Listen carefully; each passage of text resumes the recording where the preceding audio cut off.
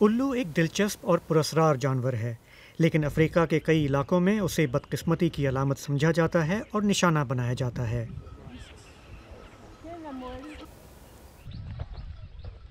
قدرتی وسائل کے تحفظ کے حامی پال موریٹھی اس پرندے کے تحفظ کے لیے کوشاں ہیں۔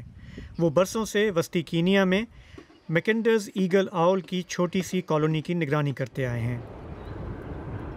ان کے خلاف تعصب آج بھی ان کے لیے خطرہ ہے، لیکن اب ان کی تعداد آہستہ آہستہ بڑھ رہی ہے۔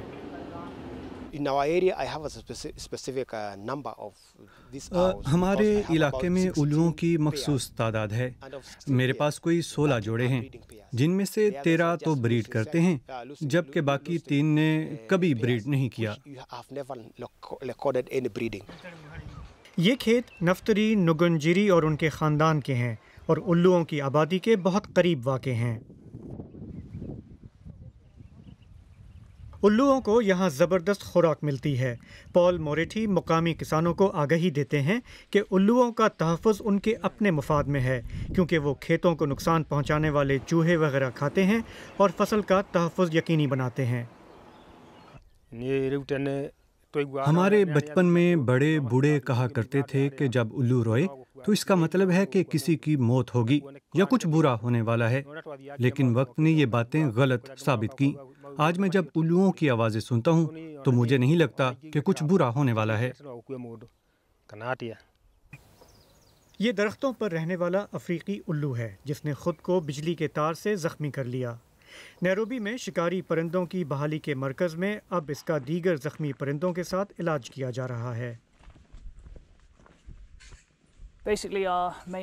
اس ٹرسٹ کا بنیادی مقصد ان پرندوں کا تحفظ اور ان کی تندرستی ہے، جن میں چھوٹے اور آبی پرندے بھی شامل ہیں۔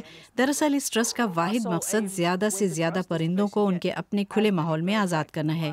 جن پرندوں کو اگر کسی وجہ سے چھوڑنا ممکن نہیں، انہیں پرندوں کی افزائش یا پھر تعلیمی مقاصد کے لیے رکھا جاتا ہے۔ یہ پارسل کوئی معمولی ڈاک نہیں۔ یہ پارسل کینیا کے مشرقی ساحل سے 1 گھنٹے کی فضائی مسافت طے کر کے یہاں پہنچا ہے۔ اندر شکاری پرندہ ہے جسے گردن پر چوٹ آئی ہے۔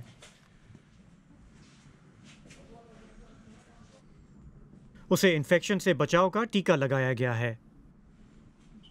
یہ پرندہ الوؤں کی قسم ہے جسے وائٹ فیسڈ اسکوپس آؤل کہتے ہیں۔ اسے تندرست ہونے کے بعد جلد 30 دیگر پرندوں کے ساتھ رہا کیا جائے گا۔ So this is a mixture of white-faced scops owls and African wood owls. ان میں وائٹ فیسڈ اسکوپس آؤل بھی ہیں اور افریقی ووڈ آؤل بھی۔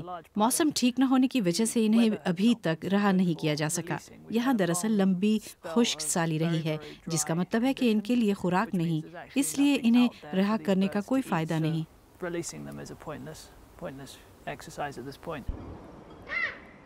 میکنڈرز ایگل آؤل الوؤں کی وہ قسم ہے جسے پتھریلے علاقوں میں ڈھونڈنا مشکل ہوتا ہے۔